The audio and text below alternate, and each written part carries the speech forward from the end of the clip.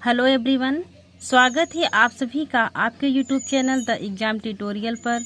जिन लोगों ने चैनल को अभी तक नहीं सब्सक्राइब किया है प्लीज़ ज़रूर कर लेंगे, बेल आइकन को प्रेस कर लेंगे, जिससे आने वाले सभी वीडियो का नोटिफिकेशन आपको सबसे पहले मिलेंगे। हमारी मुख्य सेविकाएँ बहनें कैसी हैं? उम्मीद है कि आप लोग बहुत अच्छी होंगी, स्वस्थ होंगी, मस्त होंगी और अपनी तैयारी बहुत अच्छे से कर रही होंगी। हम लोग सक्षम बुक को कर रहे थे। सक्षम बुक में लगभग 6 टॉपिक दिए हैं, जिसमें हम लोग 2 टॉपिक कर चुके हैं। आज आगे से हम लोग तीसरा टॉपिक करेंगे। आज का हमारा टॉपिक होगा शिशु पोषण एवं बाल पोषण। शिशु पोषण एवं बाल पोषण, इसमें कुछ आवश्यक बातें हैं। चलिए देखते हैं आज तीसरा टॉपिक। जीवन के प्रथम 5 बच्चे के लिए अत्यंत महत्वपूर्ण होते हैं। मतलब किसी भी बच्चे के लिए, किसी भी शिशु के लिए जीवन के जो प्रथम 5 वर्ष होता है, पहला 5 वर्ष जो होता है वह बच्चों के लिए बहुत महत्वपूर्ण होता है। इनमें भी पहले 2 वर्षों के दौरान शिशु का शारीरिक व मानसिक विकास तीव्र गति से होता है।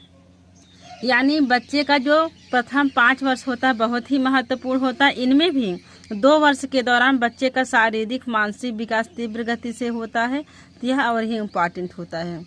आगे है नियोनेट। नियोनेट क्या है? नियोनेट को नवजात शिशु कहते हैं। यह जन्म से 28 दिन तक की आयु का शिशु को नियोनेट कहते हैं। तो एग्जाम में यदि आ जाएगा नियोनेट क्या है, तो यह जन्म से 28 दिन तक की आयु के शिशु जो होता है उसे नियोनेट कहा जाता है। आगे, यदि किसी कारणवश इस आयु में क्या होती है, शिशु की मृत्यु हो जाती है, तो उसे नियोनटाल मॉर्टलिटी कहते हैं। क्या कहते हैं? नियोनटाल मॉर्टलिटी कहते हैं। आगे है शिशु, जिसे इन्फेंट भी कहते हैं। 1 वर्ष तक की आयु का बच्चा क्या कहलाता है? इन्फेंट कहलाता है, शिशु कहलाता है।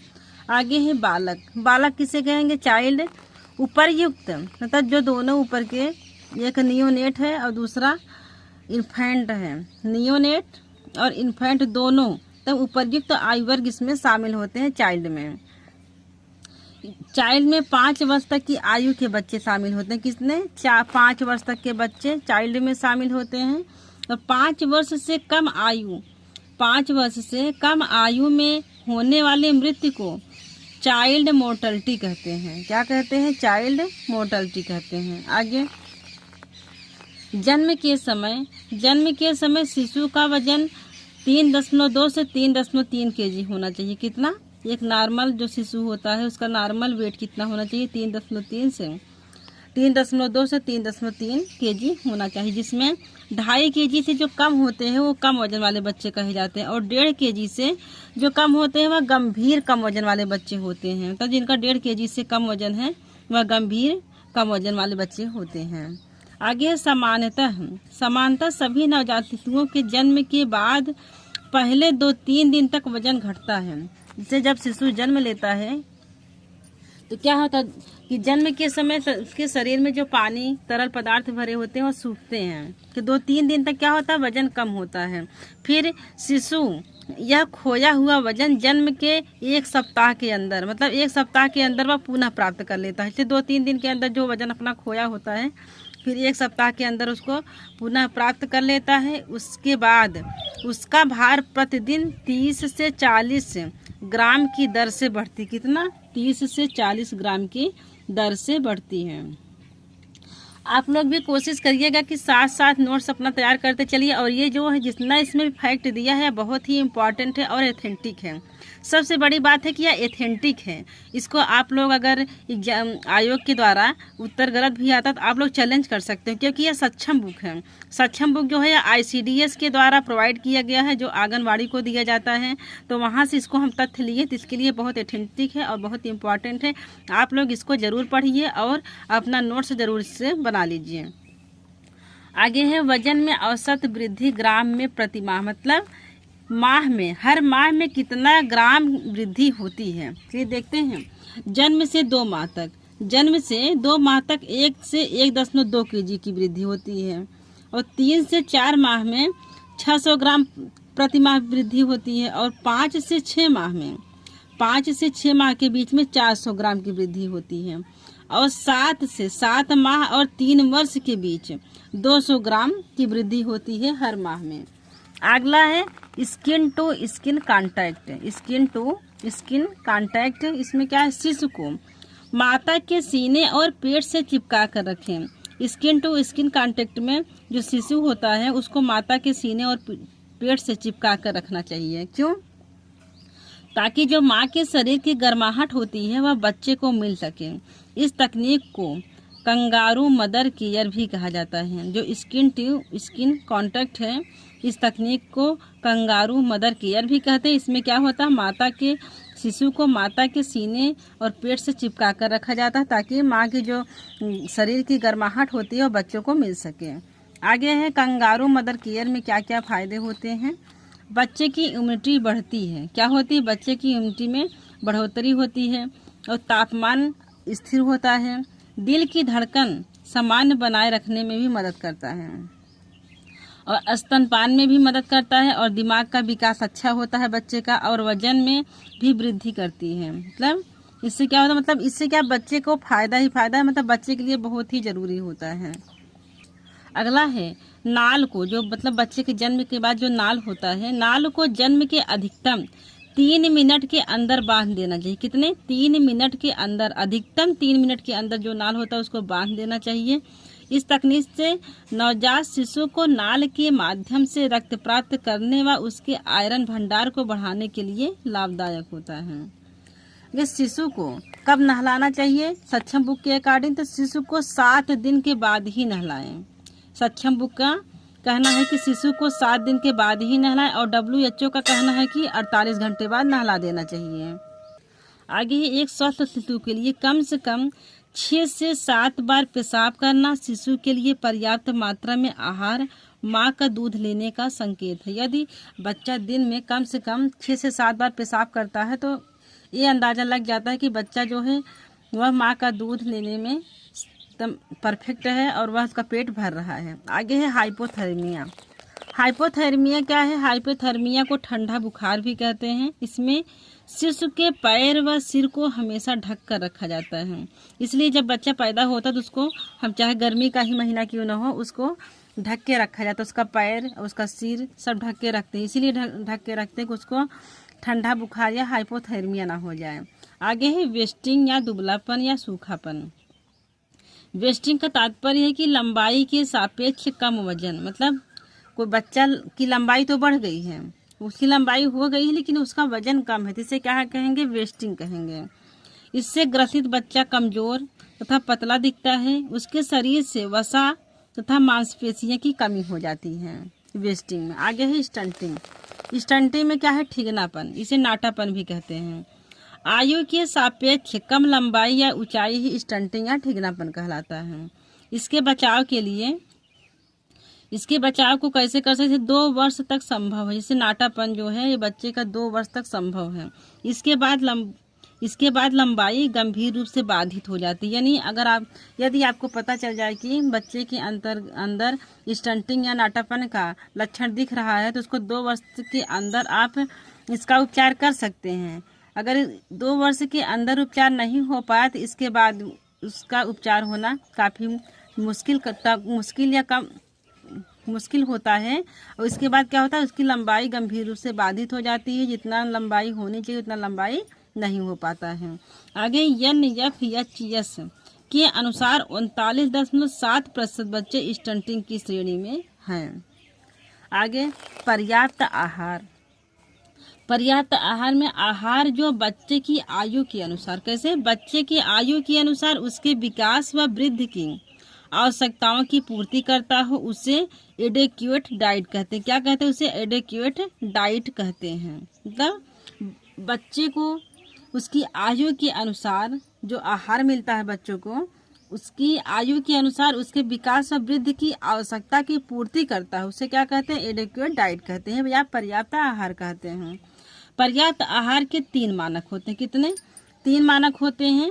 विविधता होती है, मात्रा होती है, बारंबारता होती है। विविधता में 4 खाद्य समूह प्लस माँ का दूध होना चाहिए। मतलब 4 प्रकार के खाद्य समूह होने चाहिए और प्लस माँ का दूध होना चाहिए। आगे 8 प्रकार के खाद्य समूहों की बात की गई, जिसमें से कम 5 प्रकार के खाद्य समूह तो प्राप्त होनी ही चाहिए। अब 8 प्रकार के जो खाद्य समूह है उसको हम देखते हैं। पहला है माँ का दूध, सर्वप्रथम माँ का दूध हो जाएगा। इसके बाद अनाज व कंदमूल, दालें व तिलहन, दूध व दूध से बने खाद्य पदार्थ, मांसाहारी भोजन, अंडा, पीले व नारंगी फल एवं सब्जियां, अन्य फल व सब्जियां, ये सभी खाद्य समूह में आते हैं। आगे है नोट, बच्चे के आहार में 1 वर्ष के बाद ही नमक का प्रयोग करना चाहिए। मतलब बच्चा छोटा है तो उसको कम से कम 12 मंथ तक उसको नमक नहीं देना चाहिए। 12 मंथ के बाद ही उसको नमक खिलाना चाहिए। इसके बाद 2 वर्ष में, पहले 2 वर्ष में बच्चे के खाने में चीनी व गुड़ का इस्तेमाल नहीं करना चाहिए। मतलब 2 वर्ष तक के बच्चे को चीनी और गुड़ का सेवन नहीं कराना चाहिए और 1 वर्ष के अंदर तक नमक का प्रयोग नहीं करना चाहिए। ये कुछ इम्पोर्टेंट है, आप लोग इसको जरूर ध्यान दीजिएगा। आगे 6 से 8 माह में बच्चा, मतलब 6 से 8 माह में बच्चा अपने आप बैठने की कोशिश करता है और 9 से 11 माह के बच्चे 1 से 2 शब्द और अपनी मातृभाषा में बोलने का प्रयास करते हैं। अब दिमाग का खाना पौष्टिक खाना को ही दिमाग का खाना कहते हैं। पोषक तत्वों से भरपूर हो और संक्रमण व रोग से बचाव करता हो। इसके स्रोत हैं दालें एवं फलियां, हरी साग सब्जियां, दूध, फल, ये सब क्या है? पौष्टिक खाना के स्रोत हैं। पौष्टिक खाना से शारीरिक व बौद्धिक विकास में सहायता मिलती है। आगे है बीमारी के दौरान शिशु या बच्चे की देखभाल कैसे किया जाएगा, इसमें बताया गया है। पहले यदि बच्चे को सर्दी या बुखार हो जाती है तो सर्दी या बुखार होने पर शरीर का टेम्परेचर क्या होता है? बढ़ जाता है। ऐसी स्थिति में अत्यंत आवश्यक है कि माँ स्तनपान जारी रखे और बच्चे को तरल पदार्थ, बच्चे की उम्र मतलब 6 माह से अधिक हो तब तरल पदार्थ देना चाहिए, नहीं तो उसको केवल स्तनपान ही कराना चाहिए। 2 वर्ष से कम के बच्चे को निमोनिया की वैक्सीन जरूर लगानी चाहिए। निमोनिया की वैक्सीन जरूर लगवा लेनी चाहिए। और सैन तथा गंभीर अल्प वजन बच्चे को आंगनवाड़ी कार्यकर्ताओं द्वारा माह में 2 बार वजन करना अनिवार्य। कितनी बार? 2 बार वजन करना अनिवार्य होता है। आगे है कुछ नोट है, इम्पोर्टेंट है। 6 से 59 माह के बच्चे को हफ्ते में 2 बार IFA का सिरप, द्विवार्षिक विटामिन ए व द्विवार्षिक अल्बेंडाजोल की गोली का सेवन करना चाहिए। मतलब साल भर में 2 बार, एक बार फरवरी के महीने में और दूसरी बार अगस्त के महीने में 2 बार साल में एल्बेंडाजोल की गोली का सेवन कराना चाहिए। आगे है बच्चों में बढ़ती उम्र के साथ साथ प्रमुख एवं सूक्ष्म पोषक तत्वों की आवश्यकता भी बढ़ती है, जैसे आयरन, विटामिन ए, जिंक आदि। आगे आयोडीन जो होता है बच्चे के शारीरिक वृद्धि व दिमागी विकास हेतु आवश्यक होता है। कैसा होता है? मतलब बच्चे के शारीरिक वृद्धि और दिमागी विकास के लिए आयोडीन बहुत ही महत्वपूर्ण होता है। इसका उपयोग थायराइड ग्रंथि के संचालन के लिए आवश्यक होता है। शिशु के मस्तिष्क का सर्वाधिक विकास कहाँ पर होता है? माँ के गर्भ में तथा जीवन के प्रथम 2 वर्षों में होता है। तो शिशु के जो मस्तिष्क का विकास होता है, सर्वाधिक विकास माँ के गर्भ में होता है और जीवन के प्रथम 2 वर्षों में होता है। इसलिए आयोडीन युक्त नमक का सेवन गर्भवती महिला तथा बढ़ते उम्र के बच्चे में अत्यधिक आवश्यक है। अब देखिए जिंक की कमी से रोग प्रतिरोधक क्षमता घटती है। जैसे शरीर के पाचन तंत्र को सुदृढ़ करने में सहायक होता है जिंक, और जब जिंक की कमी हो जाती है तो रोग प्रतिरोधक क्षमता की कमी होती है। आगे है फोर्टिफिकेशन का हमारे जीवन में बहुत ही महत्वपूर्ण योगदान है। कि देखते हैं फूड फोर्टिफिकेशन अथवा खाद्य पौष्टिकीकरण ऐसी प्रक्रिया है जिसके माध्यम से समुदाय द्वारा दैनिक खाए जाने वाले खाद्य पदार्थों में विटामिन या खनिज जैसे आवश्यक सूक्ष्म पोषक तत्वों की मात्रा बढ़ाई जाती है, ताकि इन खाद्य पदार्थों के पोषण मान में सुधार हो सके। आगे भारत सरकार द्वारा फोर्टिफाइड चावल के वितरण व सेवन पर फोकस किया जा रहा है। जैसे गेहूं, आटा, चावल, इसमें क्या क्या फोर्टिफिकेशन में मिलाया जाता है? Iron, vitamin B12 folic acid के साथ, और दूध और खाद्य तेल में विटामिन ए और विटामिन डी के साथ मिला जाता है। और डबल फोर्टिफाइड नमक में आयोडीन प्लस आयरन के साथ डबल फोर्टिफाइड नमक मिलता है। अगला है आयरन। आयरन क्या है? एक प्रकार का मिनरल है जो शरीर में हीमोग्लोबिन बढ़ाने में सहायक है। इसकी सहायता से शरीर में ऑक्सीजन पहुंचती है और इसकी कमी से क्या हो जाता है? एनीमिया रोग हो जाता है। एनीमिया की व्यापकता सर्वाधिक 5 ईयर से कम बच्चों में है। सबसे ज़्यादा एनीमिया किनमें होता है? जो 5 वर्ष से कम बच्चे होते हैं उनमें एनीमिया की संभावना ज़्यादा होती है। प्रदेश में लगभग 1/3 6 से 59 माह की आयु वर्ग के बच्चे एनीमिया से ग्रसित है। किससे? एनीमिया से ग्रसित है। छोटे बच्चों में आयरन बौद्धिक विकास के लिए आवश्यक है। बच्चों के लीवर में आयरन का स्टोरेज सिर्फ 6 से 4 माह तक ही रहता है। बच्चे के जो लीवर में आयरन का स्टोरेज होता है वह 4 से 6 माह तक ही रहता है। इसके बाद उनको आयरन लेने की आवश्यकता होती है। देखिए आयरन कितना कितना ले सकते हैं? 1 वर्ष में, 1 वर्ष का बच्चा है तो उसको 100 खुराक मतलब 100 ml प्रति खुराक 1 ml आयरन सिरप पिलाना चाहिए। और सप्ताह में 2 बार 52 सप्ताह के लिए पिलाया जाता है। बच्चे को अब देखिए आयरन कब कब पिलाना चाहिए, ये बहुत ज़्यादा ध्यान देने वाली बात है। इसको हम लोग नहीं जानते हैं। इसको आप लोग देखिए यहाँ से, बच्चे को खाना खाने के बाद ही 1 ml आयरन सिरप पिलाएं। और कब पिलाना चाहिए? मतलब खाली पेट आयरन सिरप कभी नहीं पिलाना चाहिए। मतलब बच्चे को या बड़ा हो कोई भी हो, खाली पेट आयरन का सिरप कभी नहीं लेना चाहिए, बहुत ही नुकसानदायक होता है। और आगे यदि तेज बुखार हो, जब तेज बुखार हो तब भी IFA का सिरप बंद कर देना चाहिए। आगे है एल्बेंडाजोल। एल्बेंडाजोल क्या है? यह कृमिनाशक दवा है जो साल में 2 बार, 1 ईयर में 2 बार स्वास्थ्य विभाग की ओर से उपलब्ध कराई जाती है। और साल में 2 बार डिवर्मिंग डे मनाया भी जाता है। 1 फरवरी में, 10 फरवरी को मनाया जाता है और अगस्त में मनाया जाता है, तो 2 माह में मनाया जाता है। आगे 1 से 2 साल की आयु के बच्चे के लिए कितना mg को कितना खुराक एल्बेंडाजोल की लेनी चाहिए? तो 200 mg लेनी चाहिए। और वयस्कों प्लस 2 वर्ष से अधिक बच्चों के लिए 400 mg की आवश्यकता होती है। आगे बच्चों को खिलाते समय इसे कुचलकर पानी के साथ दिया जाता है। किसको? एल्बेंडाजोल की गोली को। अब आगे देखते हैं कुछ सूक्ष्म पोषक तत्व हैं, इसको कब कब बच्चों को दिया जाना चाहिए। से आयरन की गोली बच्चों को कब दिया जाना? 6 से 59 माह का बच्चा है तो उसको 1 ml हफ्ते में केवल 2 बार देना चाहिए। और विटामिन ए का गोली जो होता है या टीका होता है 6 माह में, 1 वर्ष का बच्चा जो हो तो उसको 1 ml पहली और दूसरी खुराक नियमित टीकाकरण के दौरान देना चाहिए।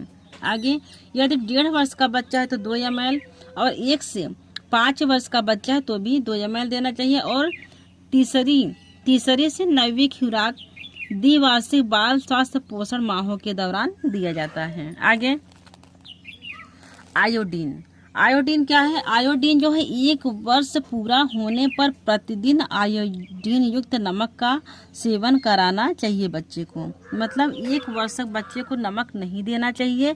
जब बच्चा 1 वर्ष का पूरा हो जाए तब उसको पर डे आयोडीन युक्त नमक का सेवन कराना चाहिए। जिंक जो है 2 से 6 माह तक आधी गोली दस्त होने पर दिया जाता है। और 6 माह से 5 वर्ष तक 1 पूरी गोली बच्चे को दिया जा सकता है। जब बच्चे को दस्त लग जाता है तब यह जिंक की गोली दिया जाता है। आगे है एल्बेंडाजोल की जो गोली है वह 1.2 मतलब 1.2 वर्ष का बच्चा है तो उसे आधी गोली या 200 mg देना चाहिए। यदि 2 से 5 वर्ष का बच्चा तो 1 पूरी गोली 400 mg का दिया जाना चाहिए। थैंक यू दोस्तों। वीडियो को लाइक एंड सब्सक्राइब करें और अपने दोस्तों को शेयर ज़रूर करें जिससे उनको भी लाभ प्राप्त हो। यह चैप्टर बहुत बड़ा हो जाएगा इसलिए यहीं पे स्टॉप कर देते हैं। कल इसके आगे से देखेंगे नियमित टीकाकरण, तो इसको कल देखेंगे क्योंकि बहुत बड़ा हो जा रहा है। तो थैंक यू।